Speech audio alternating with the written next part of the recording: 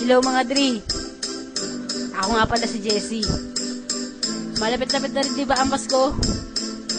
May gusto lang ako iparating kay Santa na gusto kong regalo. Walang iba kung hindi ikaw. Biko, yeah.